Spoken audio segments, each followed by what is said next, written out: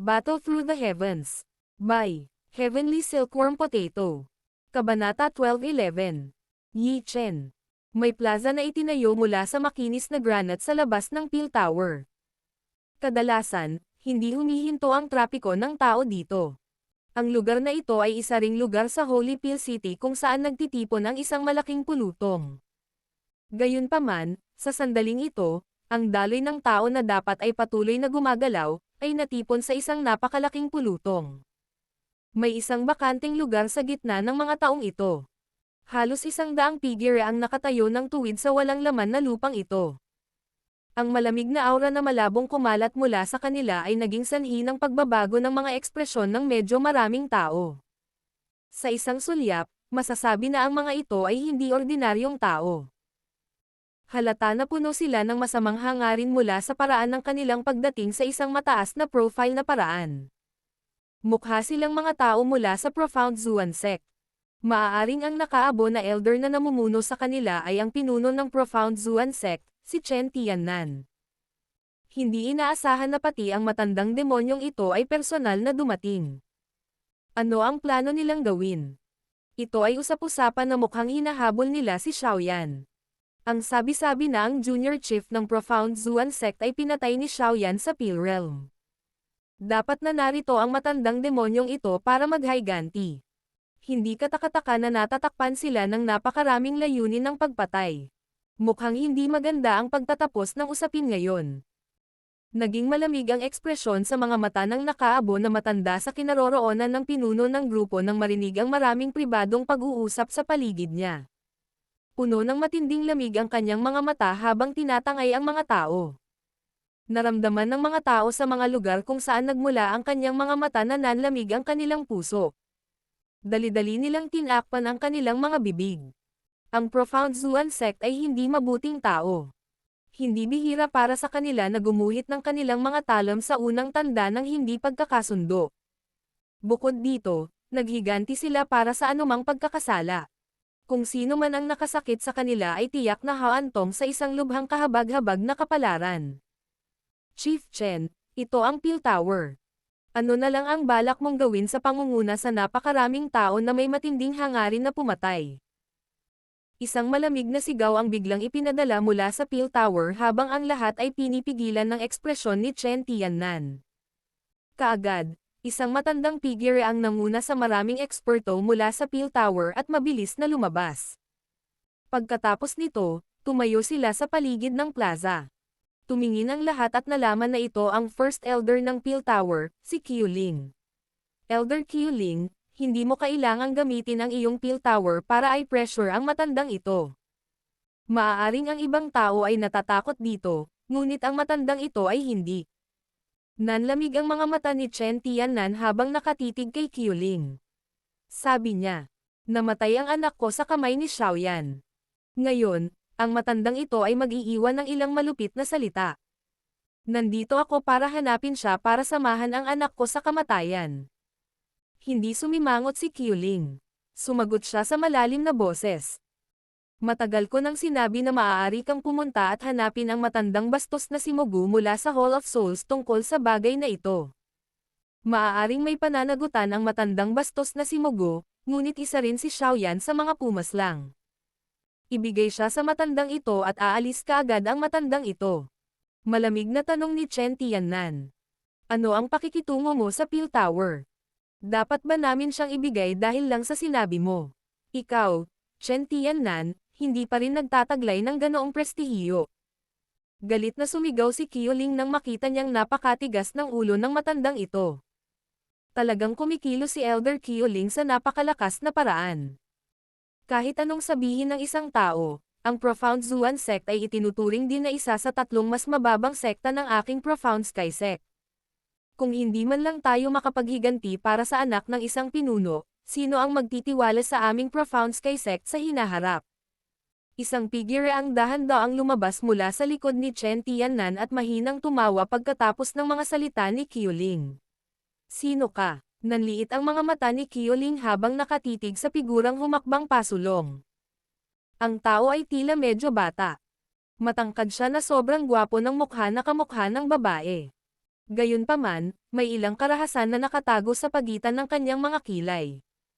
Naging sanhi ito ng kanyang mahusay na hitsura upang magkaroon ng isang kadiliman. Sky Profound Sect, Yi Chen. Bahagyang ngumiti ang gwapong lalaking iyon. Ang kanyang kilos ay medyo pambihira.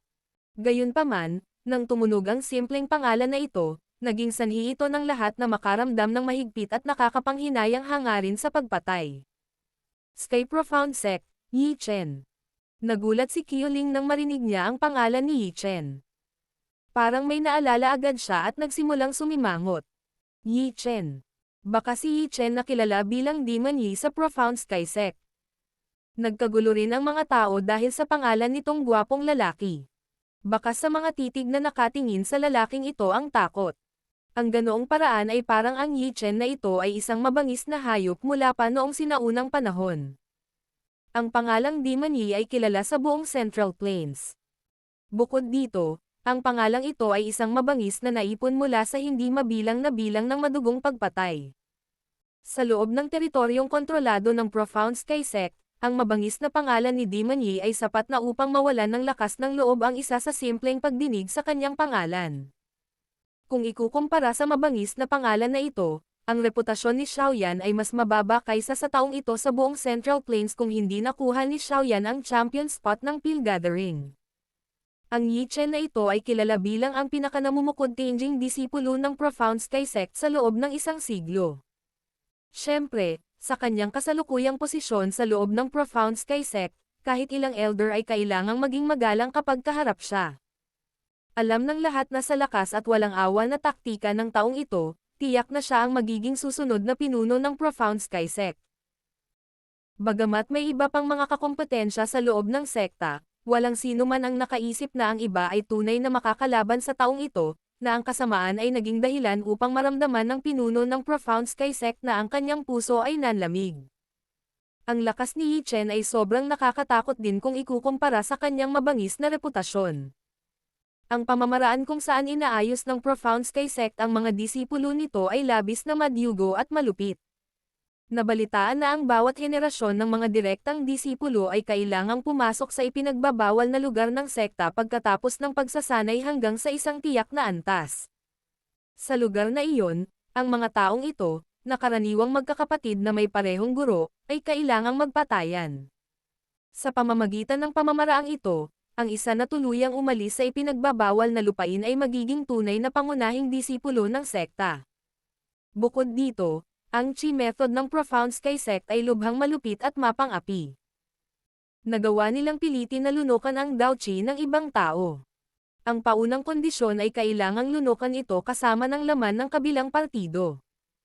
Ang lahat ng mga lumabas sa ipinagbabawal na lupa ay tiyak na mapupuno ng madugong pabango dahil ang Dao Chi at ang laman ng mga kapatid na iyon sa pagsasanay, na tuluyang naiwan sa loob ng ipinagbabawal na lupa, ay magiging pangwakas na pagkain ng mananalo. Si Yi Chen lang ang nag-iisang lumabas sa ipinagbabawal na lugar ng Profound Sky Sect sa henerasyong ito.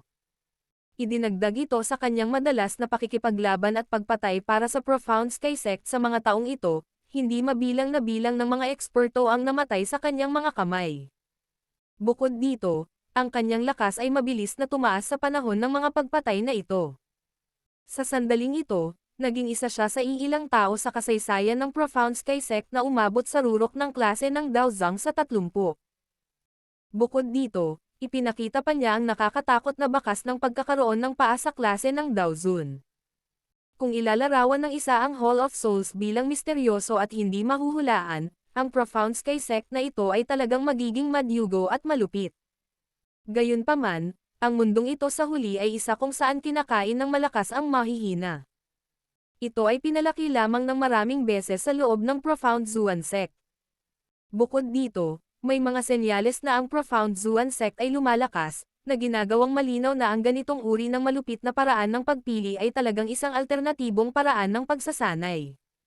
Siyempre, ang Chi method ng Profound Sky Sect na kayang lunukan ang laman ng ibang tao para palakasin ang lakas ng isang tao ay maaaring maging mapang-akit, ngunit ito ay may kasamang napakagandang sekwela. Ang lahat ng nagsagawa ng Chi method na ito hanggang sa tugatog nito ay mauuwi sa isang miserableng kamatayan sa pamamagitan ng backlash. Sa makatuwid, ang bagay na ito ay parang isang catalysta na nag-uubos ng lakas ng buhay ng isang tao upang makakuha ng malaking lakas. Bagamat ito ay pansamantala, ang isa ay magniningning man lang ng isang beses. Marahil ito ang nasa puso ng mga naunang pinuno ng Profound Sky Sect. Elder Qiuling, kung talagang pag-uusapan ang bagay na ito, maaari itong ituring na usapin ng pamilya ni Tio Chen. Dapat talaga siyang maghayganti para sa pagkamatay ng kanyang anak. Medyo hindi nararapat para sa Peel Tower na makialam. Ang ngiti sa gwapong mukha ni Yi Chen ay hindi nagbago kahit kaunti habang ang mga pribadong pag-uusap ay nagpasiklab sa buhay sa paligid niya. Ang kanyang mga mata ay nakatitig kay Qiuling habang nagsasalita siya ng nakangiti. Sinabi na ng matandang ito na hindi si Xiaoyan ang pumatay kay Chen Xian. Ito ay si Old Mugu. Ikaw ay naghahanap ng maling target. Sumagot si Qiuling sa malalim na boses. Kung hindi sinaktan ni Xiaoyan ang aking anak, nakatakas sana sila mula sa masasamang kamay ng Old Mugu. Kahit na ano pa ang sabihin ng isa, ang bagay na ito ay may kaugnayan kay Xiaoyan. Ngayon, ang aking Profound Zuan Sect ay hindi hahayaang magpahinga ang bagay na ito kung walang mananagot. Ang mga mata ni Chen Tiannan ay kasing bangis ng mga ahas habang nagsasalita siya sa madilim at malamig na paraan. Tinatakot mo ba ang aking Peel Tower? Lumubog ang mukha ni Qiuling habang malamig siyang nagtanong. Ugh, Elder Qiu. Ang Peel Tower at ang Hall of Souls ay naging magkaaway sa loob ng maraming taon. Ang aking Profound Zuan Sect ay nagpapanatili ng neutral na paninindigan. Kung may ilang mga bagay na hindi na-resolve ng maayos, maaari kang magsulong ng isang nakatagong alyansa upang bumuo sa kabilang partido. Ito ay hindi magandang bagay para sa Peel Tower. Marahan na bamantong hininga si Yi Chen habang nagbabanta. Maging ang ekspresyon ni Qiuling ay bahagyang nagbago sa pagkakataong ito. Maaaring hindi siya nababahala sa mga salitang sinabi ng ibang tao, ngunit itong si Yi Chen ay karaniwang ang susunod na pinuno ng Profound Sky Sect. Sa makatuwid, ang kanyang mga salita ay naglalaman ng kaunting bigat. Bagamat malakas ang Peel Tower, napakalakas din ng isang malaking paksayon tulad ng Profound Sky Sect.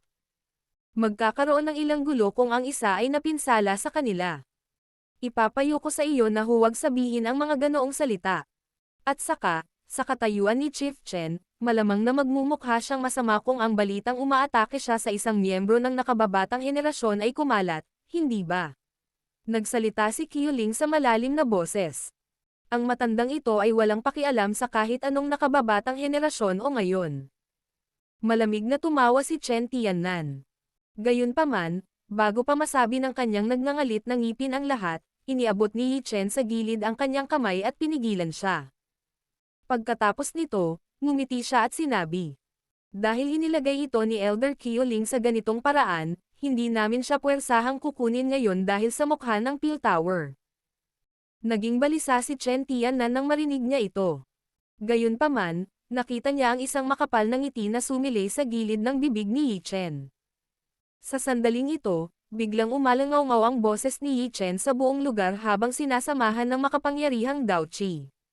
Kung ganoon, magtatatag ako ng yugto ng labanan dito ngayon at aanyayahan ang kaibigang kampyon ng Peel Gathering na si Xiaoyan. Maaari ko bang malaman kung ang kilalang kampyon ng Peel Gathering ay may lakas ng loob na tanggapin ang aking hamon? Nagbago ang ekspresyon ni Qiuling nang marinig ang bitag na ito. Ang mabangis na reputasyon ni Yi Chen ay isang bagay na alam ng lahat ng naruroon. Kung matatanggap ito ni Xiaoyan, mahirap hulaan kung mabubuhay pa siya. Itong lalaking ito. Isang masamang taktika. Tahimik na nagmura si Qiuling sa kanyang puso. Magpapakawala na lang siya ng malalim na iyak nang madiskubre niyang medyo nadistorbo ang espasyo sa harapan niya. Bahagyang nakikita ang isang payat na figure sa harap ng maraming nakatulala na mga tingin habang dahan-dahan itong lumilitaw. Kaagad, si Qiuling ay tahimik na sumigaw ng masama ito sa kanyang puso. Unti-unting lumitaw ang figure habang parang simoy ng hangin ang isang mahinang tawa. Dahil iginiit mo, magiging hindi maganda kay Xiaoyan ang pangalan ng kampyon sa Peel Gathering kung Atres ako. Kung ganoon, ang hamon na ito. Tatanggapin ko. Battle Through the Heavens. Kabanata 12:12. Labanan. Ang magandang mukha ni Yi Chen ay hindi nagpakita ng anumang pagkagulat habang pinagmamasdan niya ang batang figure na dahan-daang lumitaw sa harap ni Qiuling. Malumanay siyang ngumiti at nagtanong. Ikaw ba ang Xiaoyan? Hindi sumagot si Xiaoyan. Kalmado ang kanyang mga mata habang nakatitig sa gwapong lalaking ito sa kanyang harapan. Ang mayamang madugong amoy sa katawan ni Yi Chen ay naging sanhi ng bahagyang pagkibot ng kanyang mga kilay. Ang taong ito ay malinaw na mabisyo. Gaano karaming dugo ang dapat pagkulayan ng kanyang mga kamay upang makakuha ng napakalakas na baho? Xiaoyan, huwag kang magalit sa kanya. Ang Yi Chen na ito ay hindi pala kaibigan na karakter. Si Qiuling sa likod ni Xiaoyan ay dahan-daang nagpaalam sa kanya. Ang kabilang partido ay naglagay na ng hamon. Maaari ko pa bang tanggihan ang labanan? Bahagyang ngumiti si Xiaoyan habang nagtataka siya ng malakas. Saglit na napuruhan si Qiuling nang marinig ito. Naiintindihan din niya na imposibleng mamagitan sa usaping ito. Bagamat maaaring magmukhang banayad si Xiaoyan, ang pagmamataas sa kanyang puso ay lubos na malaki.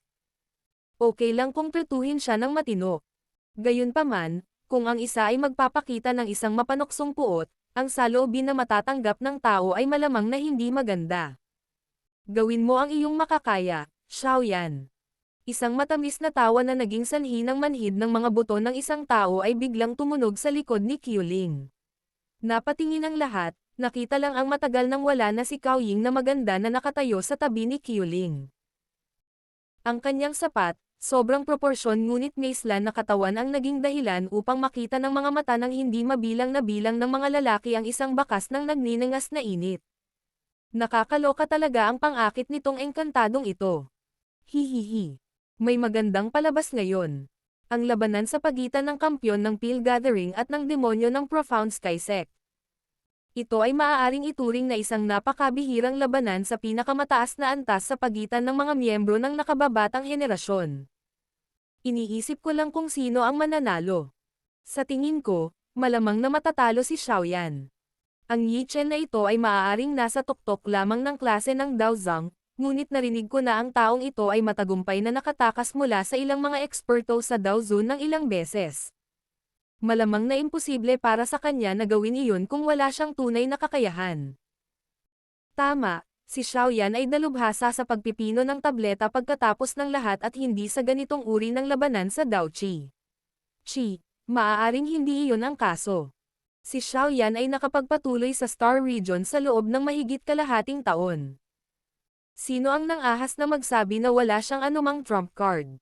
Nang makita ang dalawang magkatulad na namumukod tanging mga kabataan sa plaza, ang mga nakapaligid na tao ay agad na sumabog sa mga alon ng pribadong pag-uusap. Maliwanag, inaabangan nila ang malaking labanang ito. Isang makapal na ngiti ang lumitaw sa gwapong mukha ni Yi Chen sa mukha ng mga boses na inilalabas.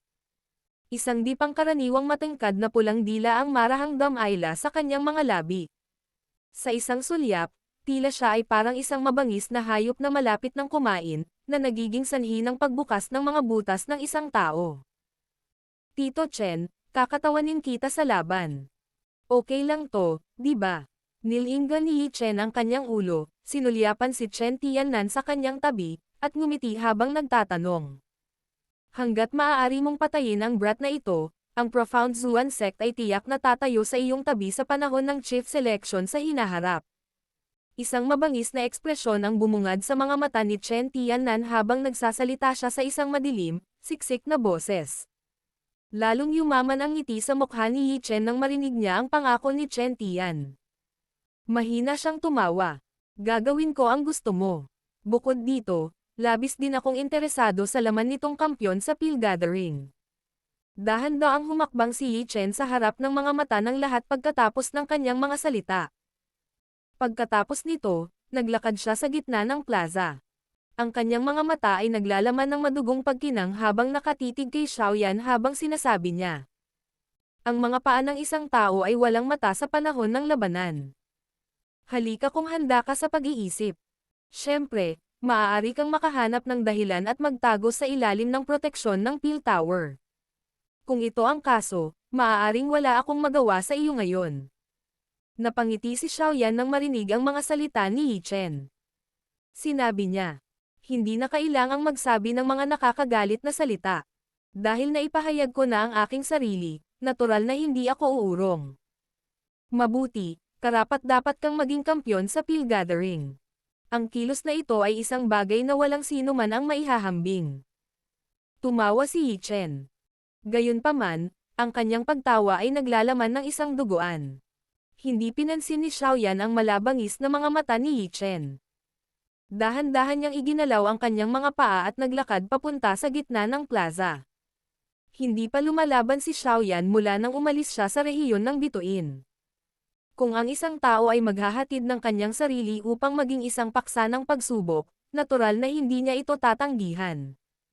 Ang pangalang Demon Yi ay isa na narinig ni Xiaoyan. Bukod dito, mula sa paraan na naabot ng taong ito ang rurok ng klase ng Daozang sa edad na ito, masasabi ni Xiaoyan na ang kanyang mabangis na reputasyon ay talagang hindi nakuha sa basta pagmamayabang. Gayunpaman, ang taong ito, na sa tingin ng iba ay may hawak na kapangyarihan sa mga nakababatang henerasyon, ay mukhang hindi umabot sa yugto kung saan maaari niyang dominahin ang nakababatang henerasyon mula sa pananaw ni Xiaoyan. Napakaraming henyo ang nakita niya sa mga nakaraang taon. Hahaha.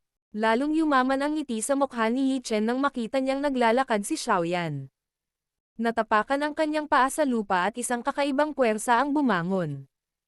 Agad na nanginig ang lupa. Nagmamadaling umatras ang mga tao sa paligid. Kasunod ng pag-atras ng mga taong ito, isang batong entablado, mga 200 talampakan ang laki, ang bumangon mula sa lupa. Pagkatapos nito, dahan-dahan itong huminto ng 5 talampakan na ito sa ibabaw ng lupa. Gagamitin natin ito bilang hangganan. Kung sino ang umalis dito ay matatalo.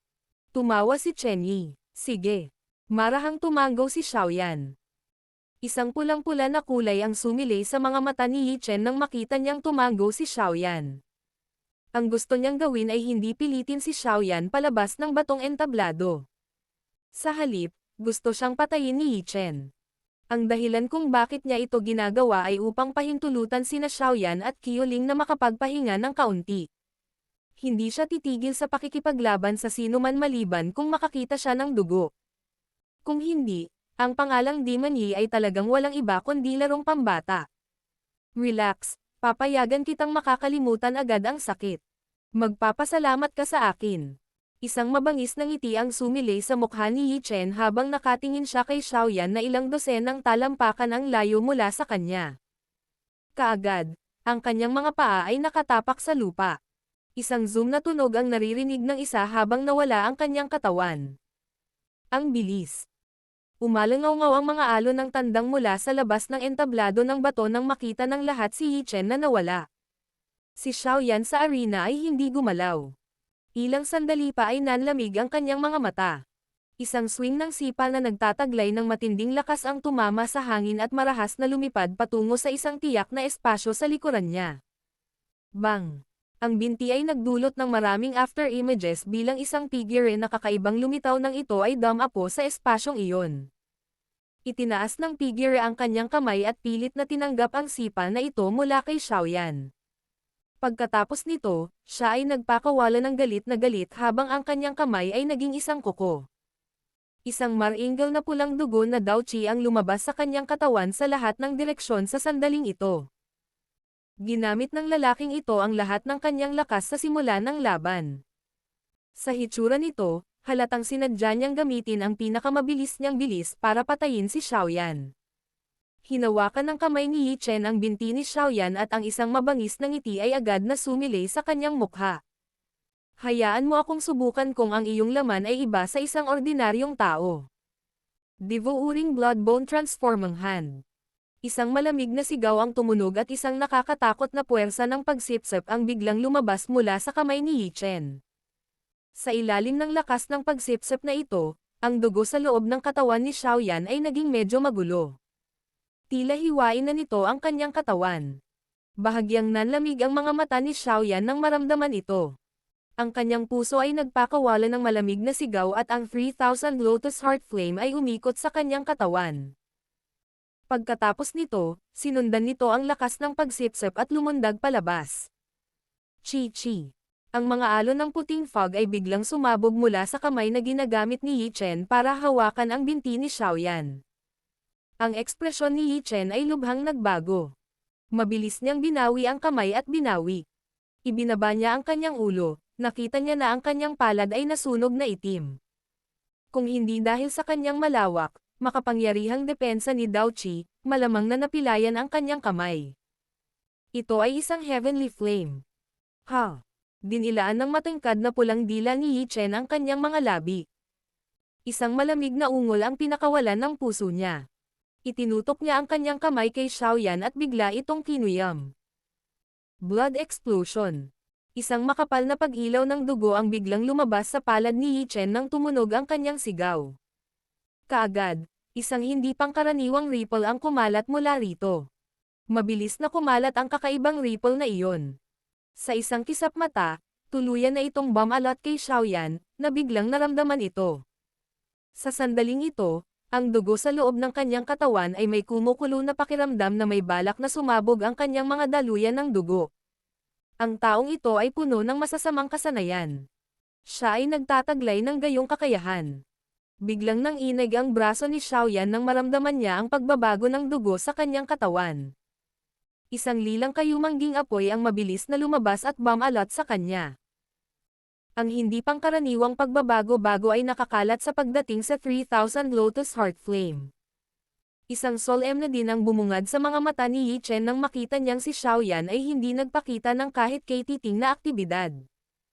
Ang pag-atake niyang ito ay ang mga eksperto na umabot sa 5 bituin na antas ng Daozang ay puwersahang mabubunot ang kanilang dugo kung sila ay pabaya.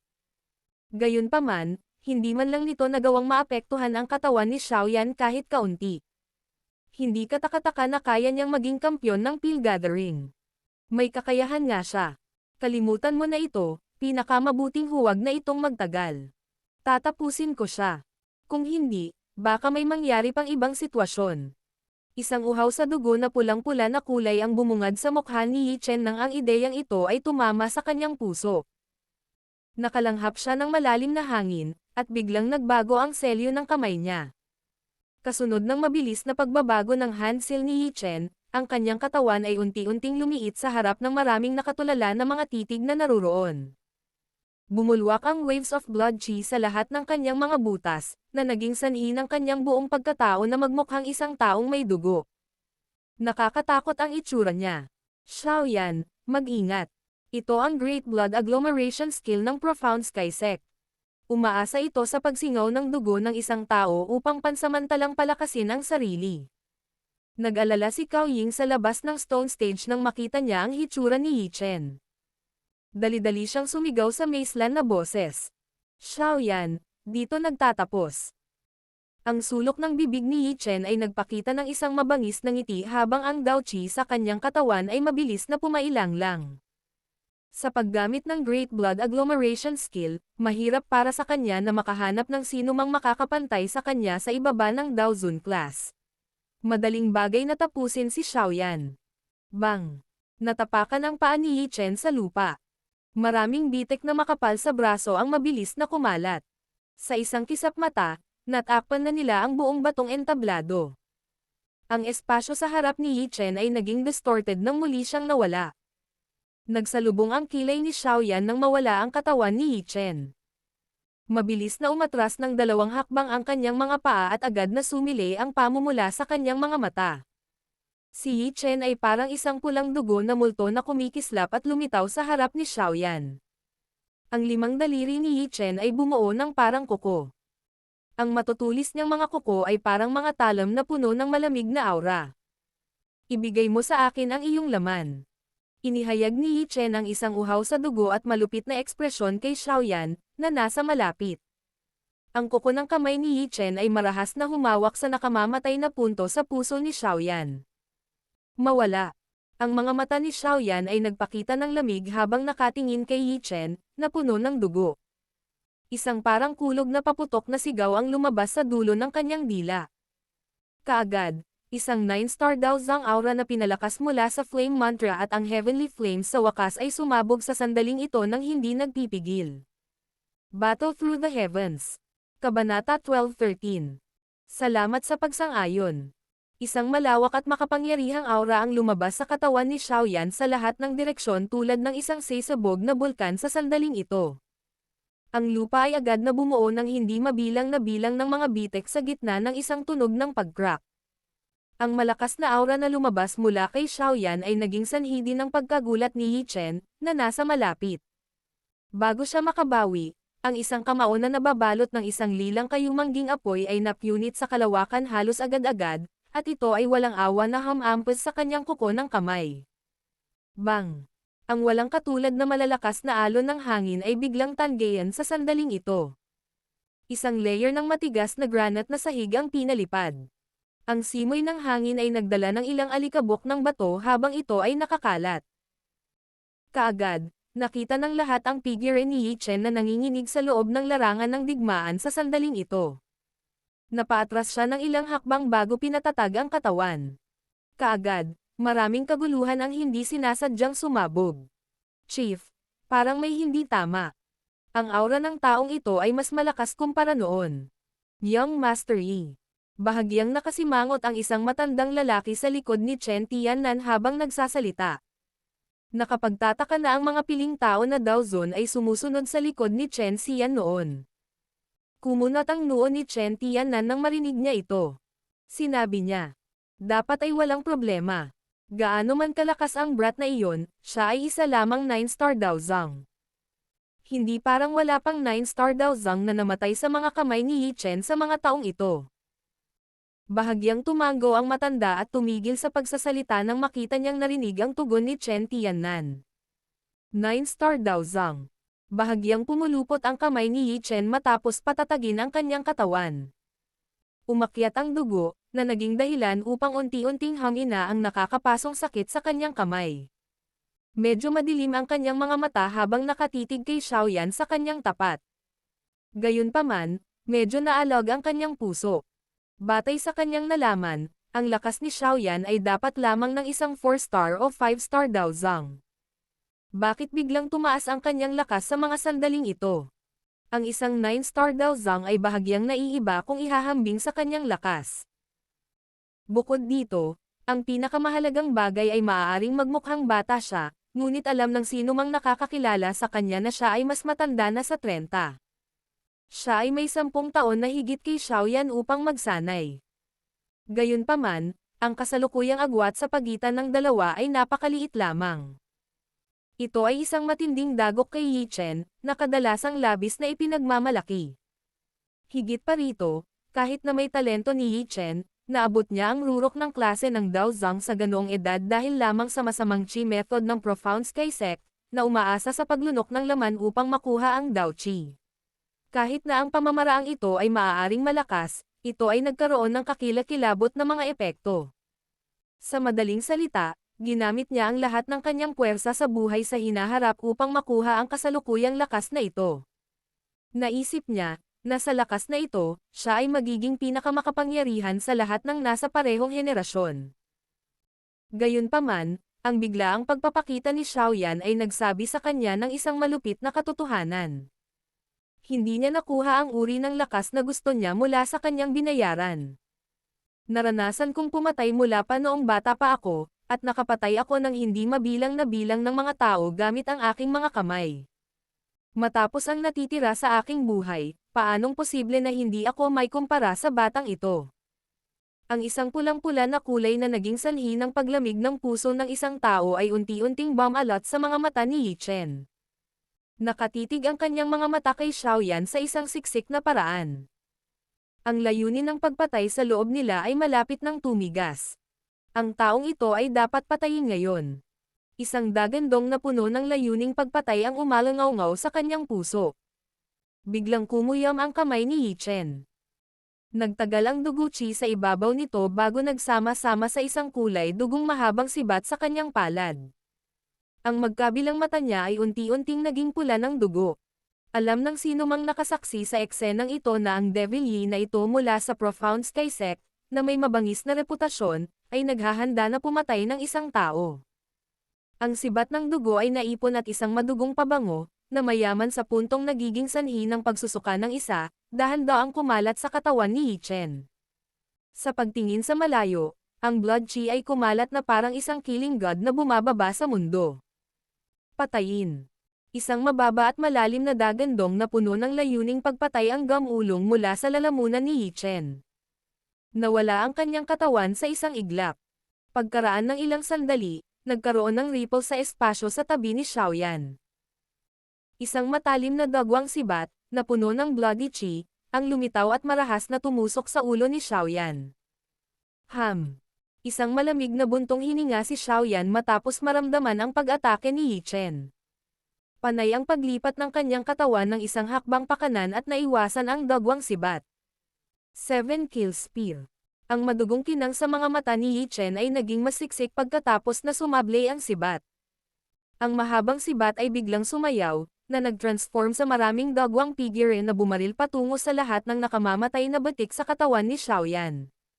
Sa harap ng malabagyo na pag-atake ni Yi Chen, nagsimulang kumislap ang isang pilak na kinang sa ilalim ng mga paa ni Xiaoyan. Maraming after images ang lumitaw, at iniwasan niya ang makapal na puno, kulay dugong mga anino ng sibat. Klang! Ang sibat ng dugo ay tumusok ng paputok pasulong. Biglang lumitaw ang isang malinaw na tunog. Ang mahabang sibat na sumasayaw ay tumigas at nagbago rin ang ekspresyon ni Yi Chen. Makikita ng isa ang gilid ng mahabang sibat na puwersahang hinawakan ng dalawang daliri ni Xiaoyan. Sila ay natatakpan ng isang lilang kayumangging apoy. Ang mabilis na reaksyon ni Xiaoyan ay naging dahilan din ng pagiging solemna ng puso ni Yi Chen. Malabo niyang naramdaman kung gaano kahirap ang pakikitungo kay Xiaoyan. Ang 9-star Dao Zhang na nakipagpalitan ng suntok sa kanya noong nakaraan ay hindi man lang nagtataglay ng kakayahang gumanti, lalo na sa paghawak sa dulo ng kanyang sibat.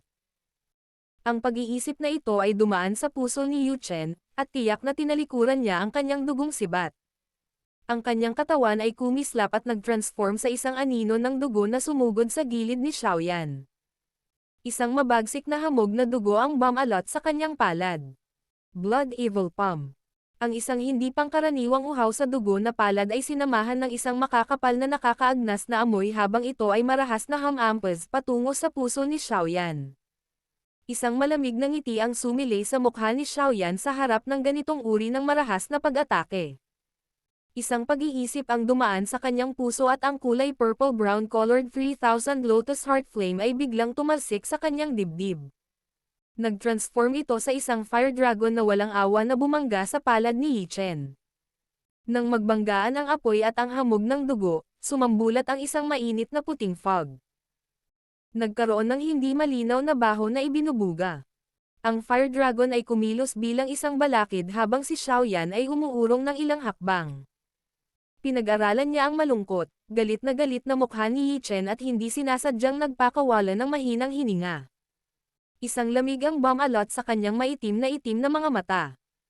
Hindi ako naniniwala na hindi kita matatapos ngayon. Ang ilang pagkainip ay sa wakas ay nabuhay sa loob ng puso ni Yi Chen pagkatapos niyang mabigang magdulot ng anumang pinsala kay Xiaoyan sa kabila ng paulit-ulit na pagpapakawala ng kanyang mga kakayahan. Nakakuyom ang magkabilang kamay niya at patuloy na naglalabas ng mainit na tunog ang mabisyo na dugong fog sa paglabas nito sa kanyang mga pores. Sa wakas, ito ay nagbago sa isang madilim na pula na coagulated blood na kulay. Heaven Offering Demon Hand. Matapos tumunog ang sigaw, nagsimulang mag-iba ang espasyo kung saan matatagpuan ang palad ni Yi Chen. Maraming maitim na bitek ang nagsimulang biglang kumalat mula sa espasyong iyon. Ang nakamamatay na aura na umakyat sa langit ay naging sanhi ng pagbabago ng mga ekspresyon ng mga naruroon. Ginamit talaga ng Yi Chen na ito ang Heaven Offering Demon Hand, isa sa mga binabantayang Dao skills ng Profound Sky Sect. Si Xiaoyan ay talagang hindi kapanipaniwala na pilitin si Yi Chen sa ganoong sukat, ngunit iniisip ko kung matatanggap niya ang pag-ataking ito. Ang mabangis na ngiti sa mukha ni Yi Chen ay naging masiksik nang marinig ang pribadong pag-uusap mula sa karamihan. Malaki ang tiwala niya sa palad niyang ito dahil namatay ang isang eksperto sa pinakamataas na klase ng Dao Zhang sa ilalim ng pag-ataking ito nang siya at ang ekspertong ito ay nag-sparring noon. Isang ulap ng dugo ang tumagos sa entablado.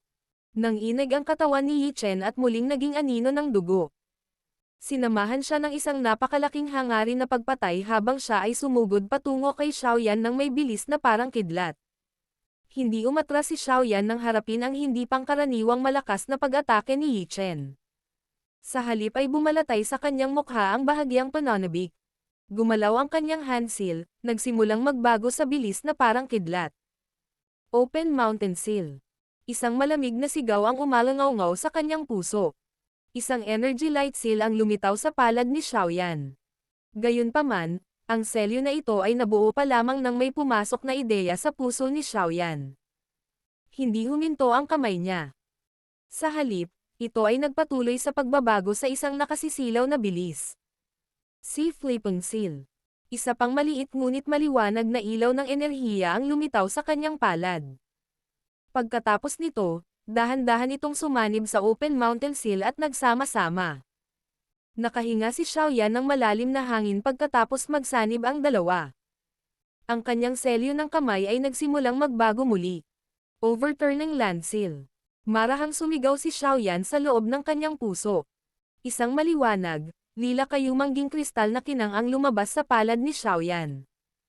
Pagkatapos nito, nag-transform ito sa isang kamao na kristal na imprint na dahan-daang sumanib sa dalawang seal mula kanina. Sa pagsasanib ng overturning land seal, ang espasyo sa harap ni Xiaoyan ay agad na nagsimulang manginig ng husto. Ang mga maliliit na spatial fragment ay nagsimulang mahulog mula sa espasyo bago nawasak. Isang 3-seal stack ang ng God Seal skill. Kahit nasa loob ng guklan, kakaunti ang mga tao na kayang pagsamahin sila ng perpekto. Ang tatlong seal ay pinagsanib pa lamang nang dumating ang anino ng dugo na may napakalaking layunin ng pagpatay. Ang palad na natatakpan ng maitim na pula, malapot na fog ay nakabalangkas sa gwapong mukha ni Yi Chen, na naging dahilan upang lumitaw ito sa kakaibang bangis. Mamatay. Ang mabangis na sigaw ay tumunog lamang nang ang isang palad mula kay Yi Chen ay walang awa na hamampad sa dibdib ni Xiaoyan. Ang espasyo ay gumuho sa sandaling ito, na bumubuo ng maraming mahabang madilim na itim na linya. Isang napakalaking madugong fog ang kumalat sa kalangitan. Isang matalim na dagwang amoy ang bumungad. Isang lamig ang bumungad sa mga mata ni Xiaoyan habang tinitingnan niya ang mabangis na ekspresyon sa mukha ni Yi Chen. Ang lila kayumangging kristal na kamay ni Xiaoyan ay tahimik na naghiwa sa kalawakan at marahas na nabangga ang kamay ni Yi Chen na may dugo sa harap ng maraming natulala. Bang! Biglang umalangaw-ngaw sa sandaling ito ang isang nakayayanig na pagsabog. Ang entablado ng bato, na halos 200 talampakan ang laki, ay nagbuga ng putok at sumabog sa mga labi. Mabilis na kumalat ang isang circular energy ripple. Pagkatapos nito, bigla itong nalutas ng isang banayad na puwersa na nagmula sa kung saan nang malapit na itong maabot ang karamihan. Sa kabila nito, napailing ang ilan sa mga malapit sa gilid ng entablado ng bato hanggang sa tumalsik ng dugo at umatras. Isang kaguluhan ang lumitaw sa plaza dahil sa ripple na ito. Maraming mata ang mabilis na dumapo sa arena. Nagkalat ang alikabok sa lugar na iyon. Hindi malinaw na makita ng isa ang sitwasyong nangyayari dito. Boom! Habang ang puso ng lahat ay nakakaramdam ng pagkabalisa, ang mababang, malalim na tunog ng isang kamao na dumapo sa isang katawan ay biglang naglabasan. Pagkatapos nito, nakita ng lahat ang isang figure na lumipad palabas ng battleground na parang saranggola na naputol ang tali nito. Sumunod, marahas itong bumagsak sa lupa at hinimas ang mahigit 100 metro bago ito dahan-daang tumahimik. Sinundan ng mata ng lahat ang figure at tumingin sa ibabaw. Nang makita nila ang sobrang kahabag-habag na figure na nababalutan ng sariwang dugo, agad na tumahimik ang buong lugar. Napakaraming tao ang nakalanghap ng malamig na hangin. Ang killing demon na ito ng Profound Sky Sect ay talagang natalo ngayon. Unti-unting bumagsak ang alikabok sa gitna ng katahimikan ng buong square. Unti-unting lumitaw ang isang payat na figure. Maraming mga mata ang tumingin, tanging ang kanyang damit ay malinis pa rin. Hindi siya nagmukhang isang taong dumaan sa isang malaking labanan. Salamat sa pagsang-ayon. Itinaas ni Xiaoyan ang kanyang mga kamay kay Yi Chen sa harap ng maraming tingin at ngumiti habang nagpasalamat kay Yi Chen. Grog. Ang isang berdeng mukha na si Yi Chen sa wakas ay nagluwa ng isang subo ng sariwang dugo sa sandaling ito. Ang kanyang pagmamataas ay ganap na nasira ngayon. Battle Through the Heavens. Kabanata 12:14. Pagkuha ng impormasyon. Bahagyang napangiti si Xiaoyan habang pinagmamasdan ang berdeng mukha na si Yi Chen na samuka ng isang subo ng sariwang dugo. Marahang pinunasan ng daliri ni Xiaoyan ang isang storage ring na kulay dugo sa kanyang kamay. Ito ay isang bagay na inagaw niya sa daliri ni Yi Chen noong nagpalitan sila ng suntok kanina. Dahil isinumpa ng kabilang partido si Xiaoyan at natalo sa labanan, natural na may iwanan ang kabilang partido. Ibigay ang storage ring.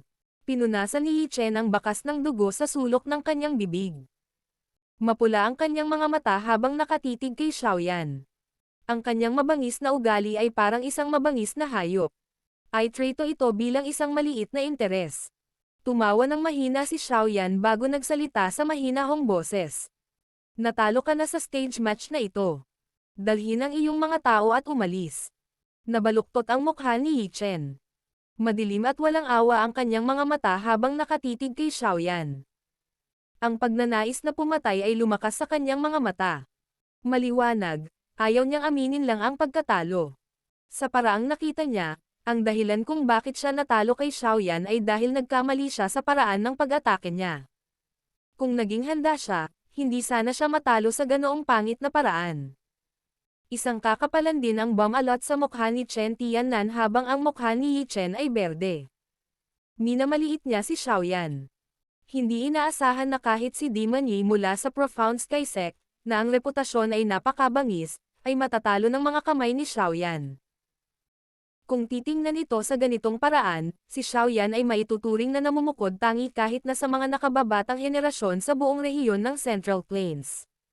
Bukod dito, walang makakalimutan ang binatang ito, na tumalo kay Yi Chen, ay nagtataglay din ng napakahusay na kakayahan ng alchemist na nalampasan ang maraming elder sa loob ng Peel Tower. Bagamat hindi lamang si Xiaoyan ang nakakuha ng ganoong mga resulta sa parehong kasanayan sa Dao Qi at alchemist, tiyak na siya ay isang napakabihirang buhay sa pamamagitan ng pag-abot sa yugtong ito sa murang edad. Ang taong ito ay hindi dapat payagang mabuhay. Kung hindi, tiyak na magdudulot siya ng gulo sa hinaharap. Isang may sensinang layunin ng pagpatay ang bumungad sa puso ni Chen Tiannan. Umikot ang mga mata niya nang bigla siyang humakbang. Sa isang iglap, lumitaw ang kanyang katawan mga 10 talampakan sa harap ni Xiaoyan. Isang malamig na sigaw ang sumabog sa loob ng plaza na parang kulog. Ignorant ingbrat. Nang aagaw ka talaga ng gamit ng iba kapag nag-sparring. Hindi ka ba tinuruan ng tamang asal? Ang malaking kamay ni Chen Tiannan ay tumagos sa bakanteng espasyo matapos ang kanyang pag-iyak. Walang awa niyang hinawakan ang ulo ni Xiaoyan. Sa pagtingin sa sitwasyong ito, ang ulo ni Xiaoyan ay sisabog sa isang putok na parang pakwan kung ito ay mahigpit na hinawakan niya. Chen Tiannan. Nagbago ang ekspresyon ni Qiuling habang nakatayo siya sa labas ng stone stage. Sinisigaw niya ang pangalan ni Chen Tiannan sa galit. Si Chen Tiannan ay kumilos na parang hindi niya narinig ang galit ni Qiuling. Sa sandaling ito, ang kanyang pagnanais na patayin si Xiaoyan ay umabot na sa tugatog. Kung hindi niya personal na pinatay si Xiaoyan ngayon, malamang na mahihirapan siyang matulog at kumain ng payapa sa hinaharap. Brat, gantihan mo ang buhay ng anak ko. Inihayag ni Chen Tiannan ang isang mabangis na mukha. Nang malapit nang makipag-ugnayan ang palad niya kay Xiaoyan, sumilay ang malamig na ngiti sa mukha ni Xiaoyan. Pinitik ni Xiaoyan ang kanyang daliri at isang dark golden figure ang biglang lumitaw sa kanyang harapan. Klang! Ang kamay ni Chen Tiannan ay malakas na hamampes sa dark golden na katawan. Isang malinaw na tunog ng metal ang lumitaw. Ang nakakatakot na mapangwasak na puwersa sa kanyang kamay ay hindi naging sanhi ng pagyanig ng gininto ang katawan kahit kaunti. Bumagsak ang palad ni Chen Tiannan. Ang mga alon ng pamamanhid ay biglang nalipat mula sa kanyang palad, dahilan upang agad na magbago ang kanyang ekspresyon. Itinaas niya ang kanyang mga mata, tanging isang walang ekspresyon na butas ng mukha ang nakita niya. Pagkatapos nito, ang maitim na gintong kamao ng figure ay nagkalat sa hangin. Isang suntok na walang anumang magarbong galaw ang tumama sa ulo ni Chen Tiannan. Napaharap sa maliwanag na gintong kamao na ito, Ang mga butas sa buong katawan ni Chen Tiannan ay biglang tumayo. Ang kanyang makapangyarihang Daochi ay nakapulupot sa kanyang palad habang nagmamadali itong sumalubong sa kamao. Bang! Isang mababa at malalim na tunog ang lumitaw sa himpapawid habang ang isang hindi nakikitang pagbabago-bago ng hangin ay kumalat na may bilis na parang kidlat. Ang entablado ng bato, na naging mga pira-pirasong bato, ay nabasag at nabuo ang isang layer ng alikabok sa lupa. Nag-cross ang kamao at palad. Maaaring panoorin ng isa si Chen Tiannan kaagad na lumipad pabalik. Mabilis siyang lumapag, at ang kanyang mga paa ay umatras ng isang dosenang mabibigat na hakbang. Noon lang siya nagtaas ng ulo sa gulat at tumingin sa dark golden puppet sa harap ni Xiaoyan. Ang mga alon ng pamamanhid na naililipat mula sa kanyang kamay ay nagdulot ng isang napakalaking alon sa kanyang puso. Sa kanyang paningin, natural niyang masasabi na ang maitim na gintong figure ng tao ay isang papay.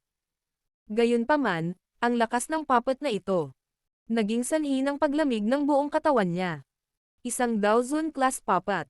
Naramdaman ni Chen Tiannan ang pagkatuyo sa kanyang bibig nang maisip niya ito. Ang isang ordinaryong tao ay hindi naabot ang yugtong ito kahit na pagkatapos ng pagsasanay para sa buong buhay ng isang tao. Gayunpaman, ang isang papay ng taong ito ay talagang nagtataglay ng nakakatakot na lakas. Klang! Klang! Si Chen Tiannan ay umatras sa paraang impes.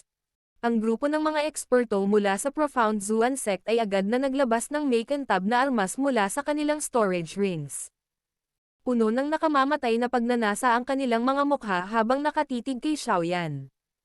Mula sa kanilang hitsura, tila sisingilan nila at gagawing mincemeat si Xiaoyan kapag nagutos si Chen Tiannan. Swoosh! Dalawang figure ang dahan-dahang lumitaw sa tabi ni Xiaoyan habang ang mga taong ito ay naglabas ng kanilang mga sandata. Nilaibat ng kanilang malamig na mga mata ang parisukat. Ang malawak at makapangyarihang Daochi na malabong kumalat mula sa kanila ay naging sanhi ng mabangis at masasamang tao na umatras ng dalawang hakbang sa pagkabigla. Dalawang Daozun. Ang mga lumitaw sa tabi ni Xiaoyan ay natural na ang Little Fairy Doctor at Tian Wo Zunzi. Hindi pa namagitan ang dalawa kanina dahil alam nilang kayang harapin ni Xiaoyan ang tinatawag na Demon Yi. Gayunpaman, hindi nila inaasahan na biglang aatake si Chen Tiannan. Bahagyang nagbago ang mukha ni Chen Tiannan habang pinapanood ang Little Fairy Doctor at Tian Wo Zunzi na lumitaw. Natural na naramdaman niya ang lakas ng dalawa. Sila ay tunay na Daozun. Bukod dito, ang pinaka-nakakatakot na bagay ay ang bata, maganda, at puting damit na babae ay malabo na nagbigay sa kanya ng isang mapanganib na pakiramdam kapag siya ay tumingin sa kanya. Bukod pa rito, ang talagang dahilan ng paglubog ng kanyang puso ay ang Sky Demon Puppet na nakatayo sa harap ni Xiaoyan nang hindi gumagalaw. Pagkatapos ng naunang palitan, malinaw na naunawaan ni Chen Tiannan sa kanyang puso na kung talagang mag-aaway sila, ang papilang ang magbibigay sa kanya ng mahirap na oras. Misteryoso talaga ang brat na ito. Napakaraming eksperto sa tabi niya. Kahit na walang proteksyon ng Peel Tower, ang mga taong ito na dumating ngayon ay walang magagawa sa kanila. Bahagyang umawang ang bibig ni Chen Tiannan. Matapos timbangin ng paulit-ulit ang sitwasyon, naging berde ang kanyang mukha. Napagtanto niya na ang mga taong dinala niya ay malamang napapatayin ng kabilang partido kung talagang sumiklab ang labanan. 3 piling Daozons. Kahit na may mahusay na pundasyon ng kanyang Profound Zuan Sect, hindi siya nakagawa ng line-up na maihahambing dito. Nahaharap sa bigla ang pagbabagong ito sa sitwasyon, nakaramdam ng kaunting kahihiyan si Chen Tiannan. Hindi nagawang makipaglaban ng kanyang grupo sa kabilang partido. Ano kayang gagawin niya? Nagbago rin ang ekspresyon ni Yi Chen dahil sa eksenang ito. Bagamat kakaunti lamang ang mga tao sa mga nakababatang henerasyon na maaaring malampasan siya, kailangan pa rin niyang pigilan ang kanyang pagmamataas sa harap ng isang dalubhasa na Daozun. Ang rurok ng klase ng Daozang at ng klase ng Daozun ay dalawang ganap na magkaibang konsepto. Mahirap sukatin ang kanilang agwat. Sa kasalukuyan, 3 piling Daozun ang biglang lumitaw sa tabi ni Xiaoyan. Malamang na ang layunin ni Tian Chennan sa pagmamaniobra ng napakaraming tao ay hindi matutupad. Ang anumang mga salita ay walang silbi sa harap ng tunay na lakas. Kung nagawa nilang ilabas ang 10 elite na Daozun, hindi na nila kailangan pang magsabi ng kahit ano. Maaari lang nilang atakihin at hulihin si Xiaoyan. Sa kasamaang palad, ang bilang ng mga Daozun na kasalukuyang mayroon sila ay hindi lamang 10 kundi mas kaunti pa ito kumpara sa panig ni Xiaoyan. Paano sila maglalaban? Sect Leader Chen, sapat na ang naging kaguluhan mo ngayon. Kung magpapatuloy ito, malamang na kahit ang 3 pinuno ng asosasyon ay hindi makaligtaan ang bagay na ito. Madilim at solemn na ang ekspresyon ni Qiuling. Si Chen Tiannan ay dumating upang lumikha ng gulo sa pasukan ng Peel Tower. Hindi makikinabang ang Peel Tower kung kumalat ang balitang ito. Gayunpaman, maswerte na si Xiaoyan ay puno ng mga kakayahan. Hindi lamang siya matagumpay na nakayanan ang kalamidad na ito, ngunit marahas din niyang sinampal ang Profound Zuan Sect. Bahagyang nagbago ang ekspresyon ni Chen Tiannan nang marinig ang mga salita ni Qiuling. Nanlamig ang mga mata ni Yi Chen habang nagsasalita siya sa malamig na boses. Naiisip kaya ni Elder Qiu na napakadaling kunin ang mga bagay ng aking Profound Sky Sect. Ito ay tinatawag na samsam sa digmaan. Ngumiti si Xiaoyan at nagtama. Ang kanyang nakangiting mukha ay naging sanhi ng paglitaw ng mga mata ni Yi Chen na parang maglalabas ng apoy.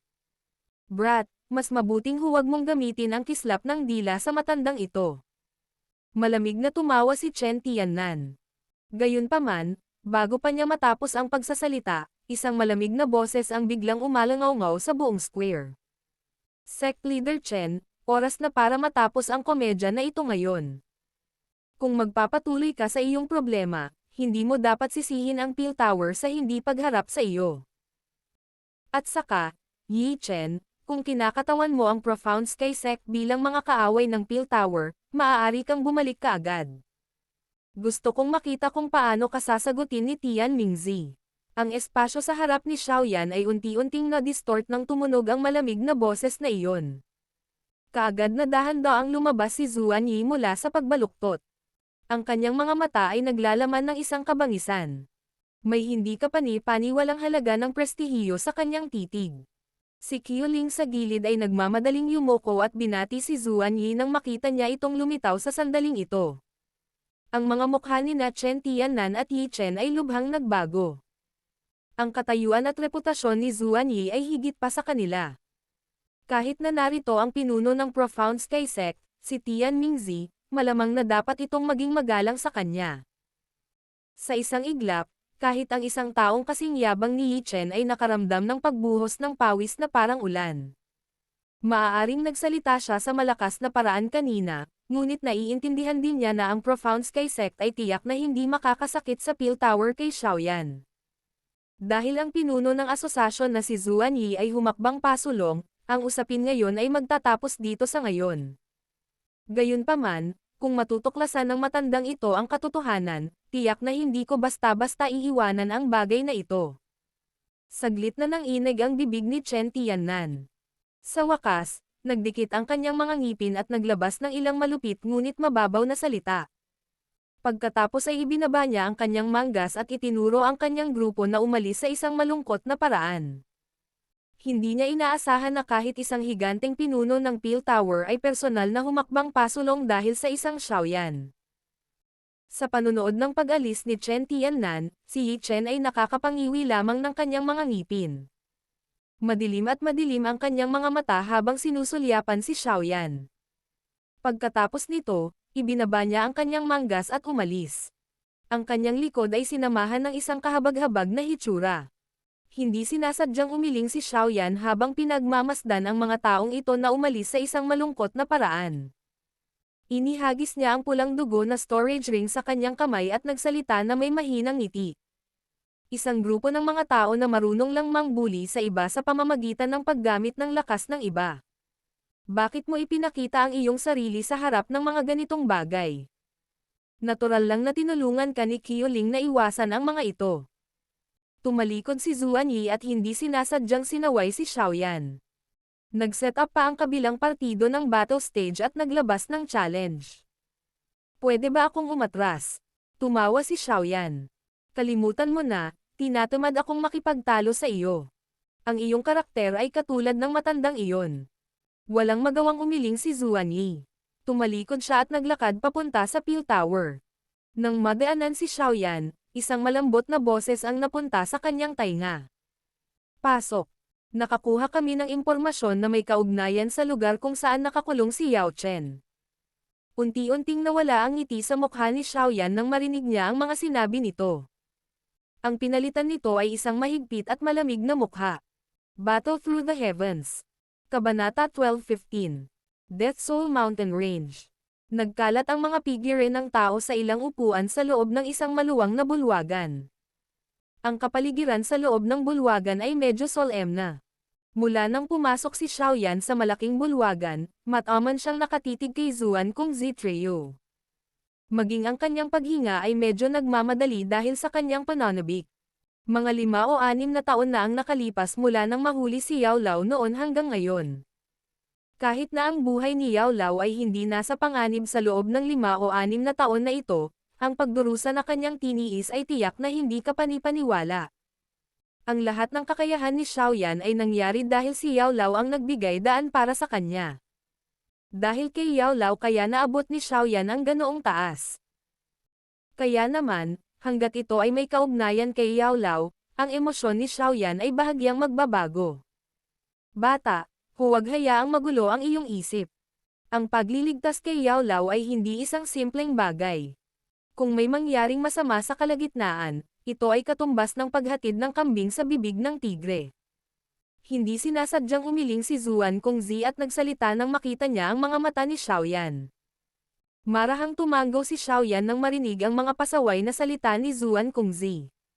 Huminga ng malalim si Xiaoyan at pinigilan ang pabago-bagong isip.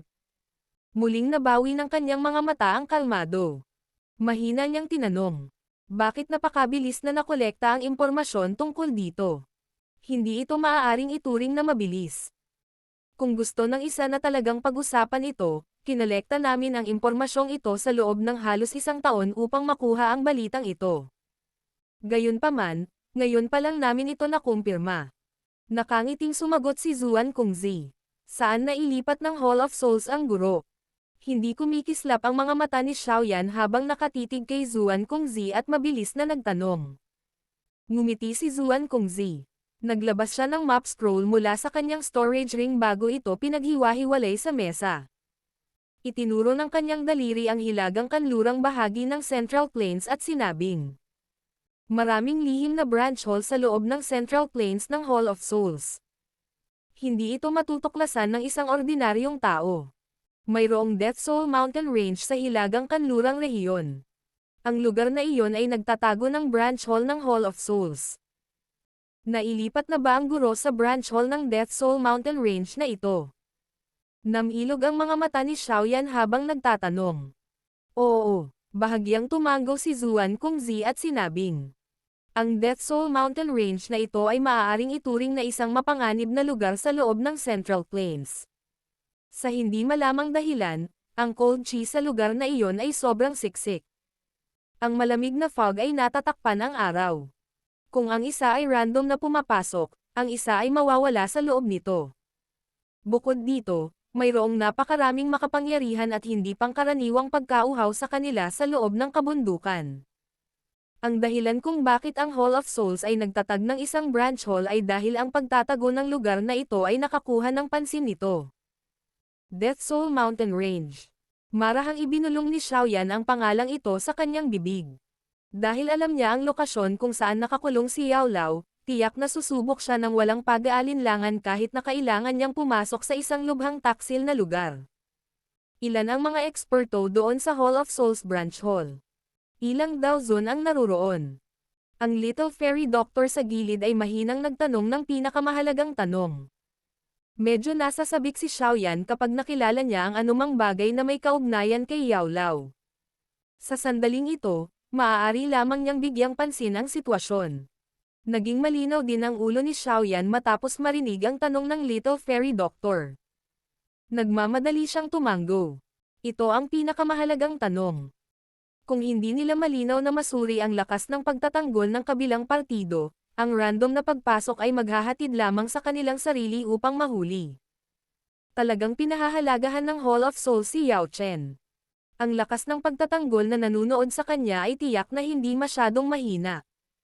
Batay sa impormasyong nakuha namin, malamang na may 5 piling Dao Zun na nagbabantay sa Death Soul Mountain Range.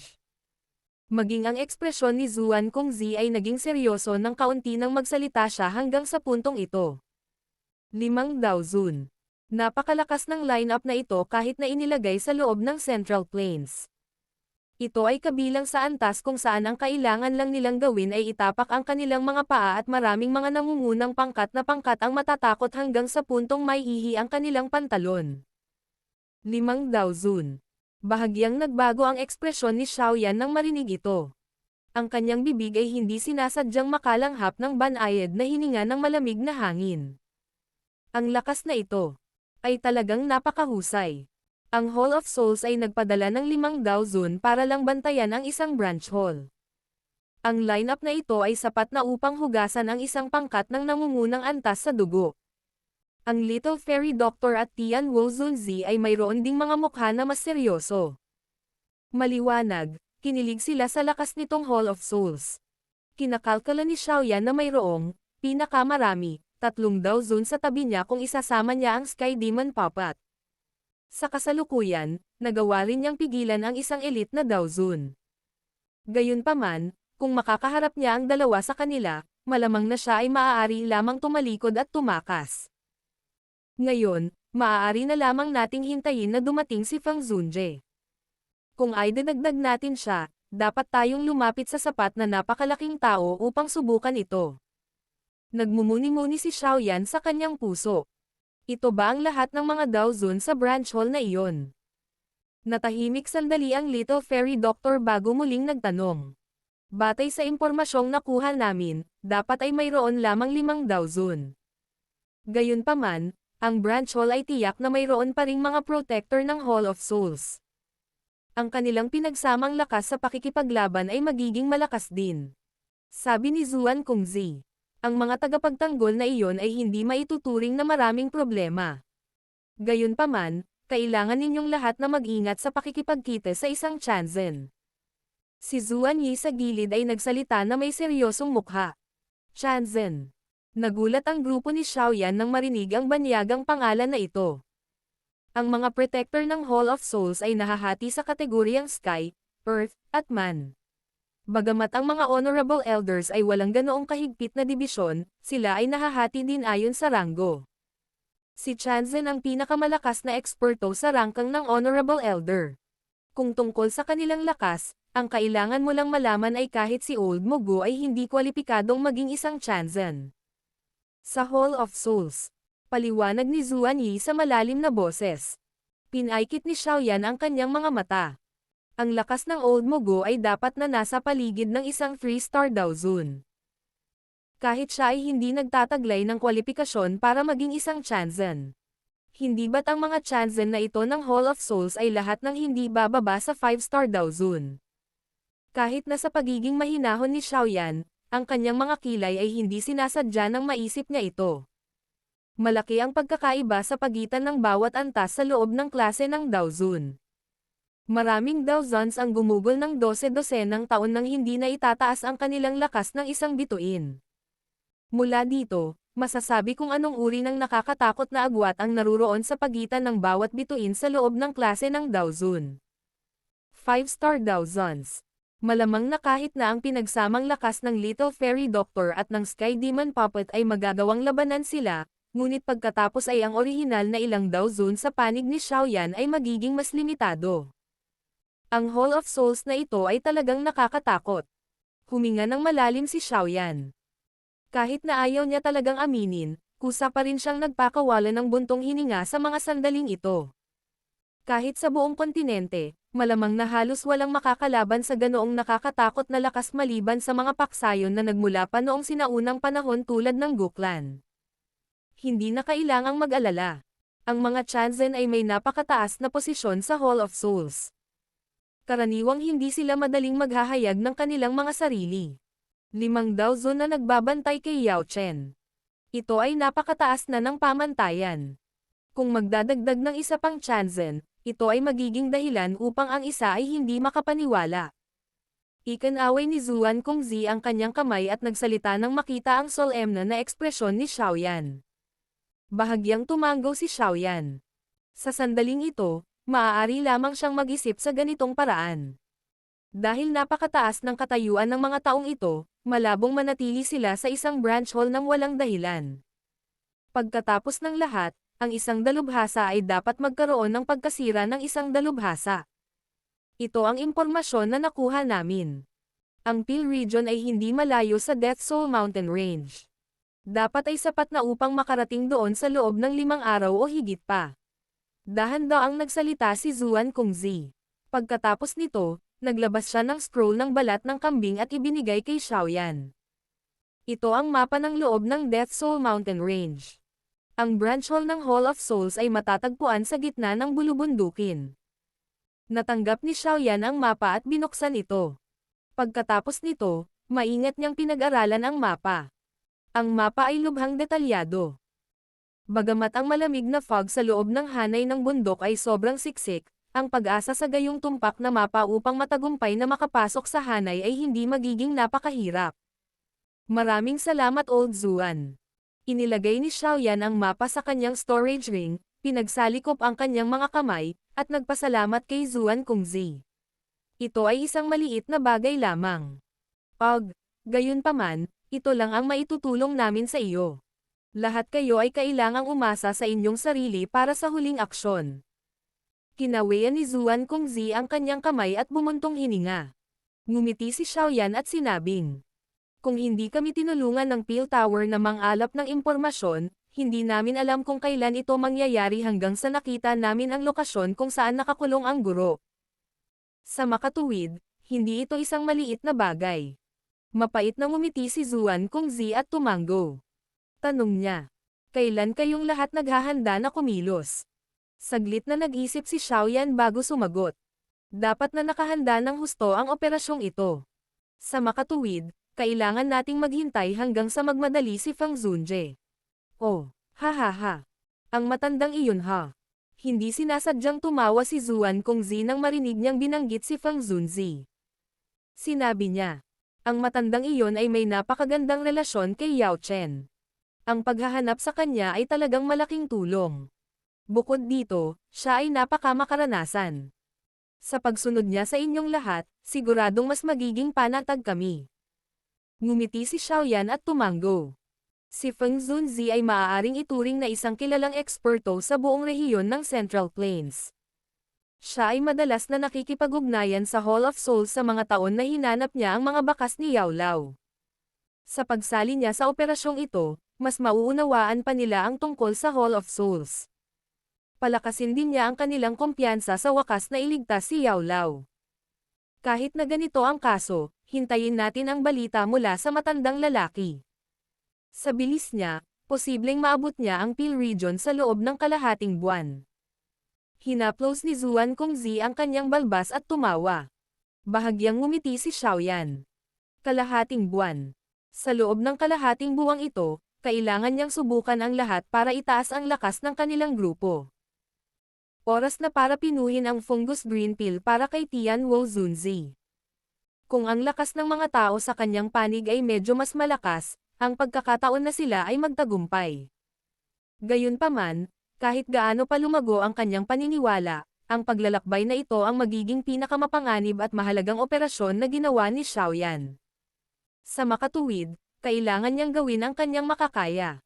Hindi niya dapat pahintulutan ang kahit na katiting na dahilan para magkaroon ng anumang pagkakamali sa panahon ng operasyong ito. Matapos makipag-chat ng kaunti kay Zuan Kongzi at sa iba pa tungkol sa mga lugar na dapat nilang pansinin na may kaugnayan sa Hall of Souls at sa Death Soul Mountain Range, si Xiaoyan ay hindi na nananatili. Itinuro niya ang Little Fairy Doctor at ang iba pa habang magkahawak ang kanilang mga kamay at nagpaalam sa iba. Pagkatapos noon, nagmamadali silang umalis. Kasalukuyan silang napipilitan para sa oras, at hindi nila kayang sayangin ito. Nagpalitan ng tingin si Zuan Kongzi at ang dalawang iba pa matapos makita ang likod ng grupo ni Xiaoyan na umalis sa pintuan. Marahan din silang napabuntong hininga. Sana ay maging maayos ang paglalakbay nilang ito. Maraming taon na ang lumipas mula nang may nakasaksi sa pag-agaw ng isang tao mula sa kamay ng Hall of Souls. Siguro kung magtatagumpay sila sa pagkakataong ito,